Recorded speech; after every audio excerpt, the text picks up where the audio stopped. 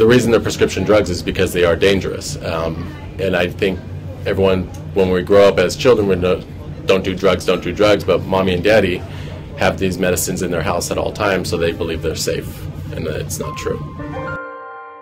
My brother was 17, he was using drugs heavily, and at one point he'd taken so many that he'd caused a whiteout, which is when your body basically goes comatose and all you see is white. You don't really know what happens, where you are, or anything, and it lasted several hours, and when he woke up in a hospital as he took so many drugs at once, and it ended up being a lethal combination that gave him a massive heart attack.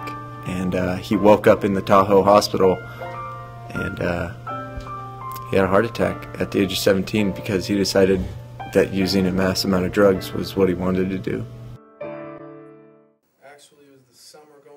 4 years ago, Joe Barrett was a high school athlete. Today, he's a convicted felon, all because of drug use that spiraled out of control. The beginning of freshman year was a lot of weed, smoking weed. Towards Christmas, I think I started doing more cocaine, hanging out with a lot of the older folks that sold drugs and sold cocaine and pills. The summer going into sophomore year, still smoking weed. Started popping a lot of pills. A lot of pills in the summertime.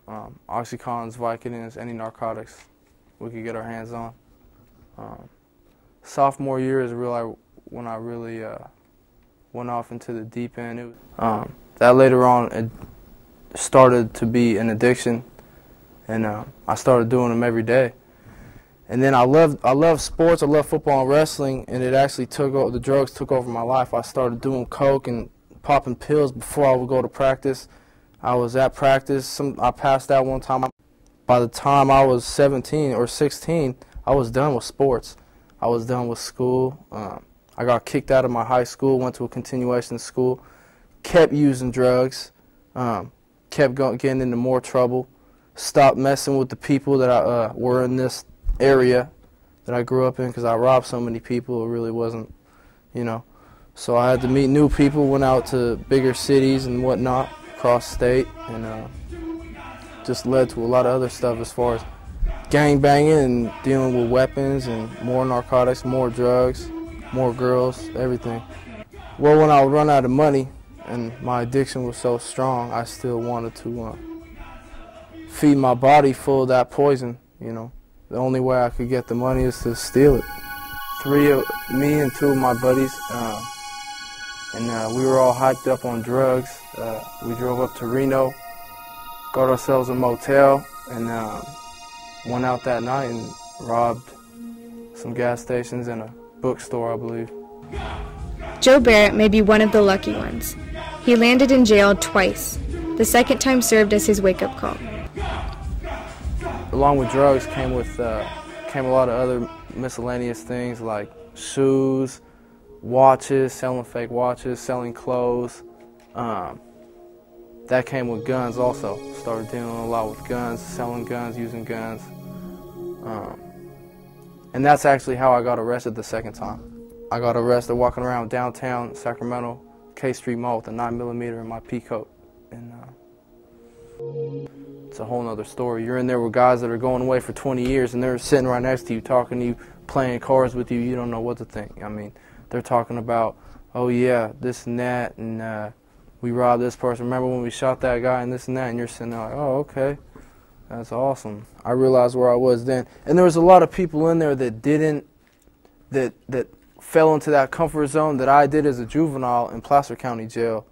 There were a lot of men that were in there and felt real comfortable. They saw somebody they were locked up with a couple years ago in Folsom or Pelican Bay, and they were, oh, hey, how you doing? How you been? You're in here again. Oh, yeah, I'm going to do another 15. And I realized for the first time that I had a lot more opportunities since I knew I was going to be released, and I wanted to do a lot more with my life. I didn't see myself as those men. Joe does his best to keep away from old influences and is now trying to turn his life around and counsel other teens. I started doing right, and once a month went by, it was harder. I had a lot of struggles. I had a lot of old homeboys calling me up. I got a guy that needs an ounce here or needs some pills here, you know. I could hook you up, you can make some money. And it took a lot, and it still takes a lot to this day to say no. But you gotta say no. The causes of teen prescription drug abuse are complex, and so are the solutions. In 1997, Congress allowed drug companies to advertise directly to consumers for the first time. This type of advertising is illegal in every other country except Australia. Many experts see this as a big part of the problem. Ads are persuading today's elementary kids that all legal drugs are safe and friendly products. Well, all of this drug advertising is having a tremendous effect, especially on young children.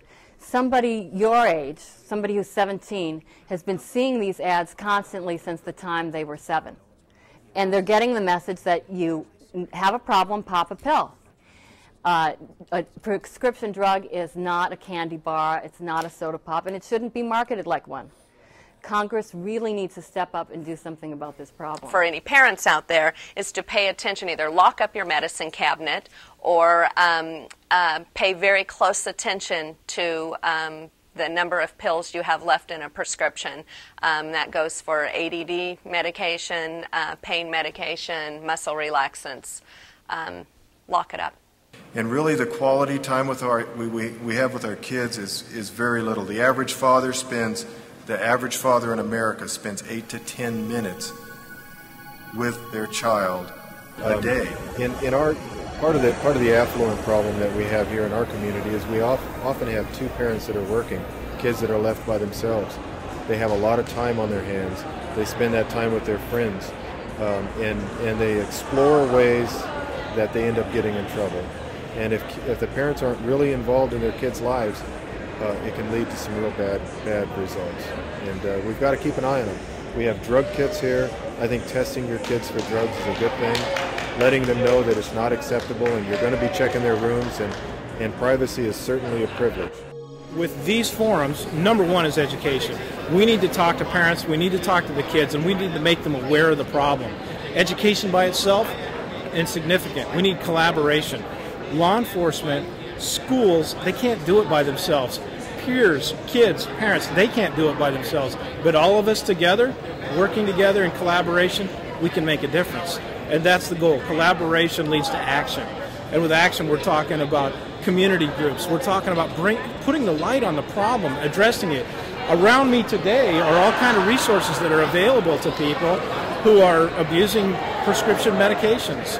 Let's get the people the help that they need to get off of it. I think if you have friends that are using drugs and you're worried about them, and the best thing that you can do and the best kind of friends you can be is to let somebody know, an adult know, preferably that friend of yours' parents.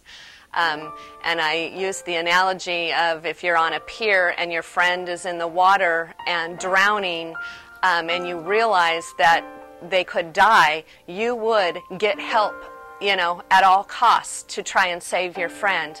And being addicted or caught in the cycle of drug use, your friend's life is at stake just as much as if they were drowning.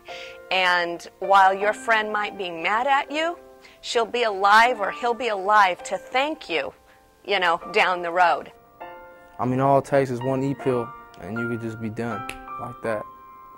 Too much crystal meth, too much Oxycontins. It's not that hard to lose your life over drugs. Surround yourself with good people. All the things that you love to do, all your goals, all of them will go away with drugs. I can guarantee that, all of them. I don't care if you have a homegirl or homeboy that can smoke weed and still get A's, or pop pills on the weekends and still get A's. Because eventually it's going to take a big toll on their life, and it's extremely hard to get yourself out of. For more information on what you can do to help stop teen prescription drug abuse and all drug abuse, visit StopTeenAddiction.com. The solution begins with all of us.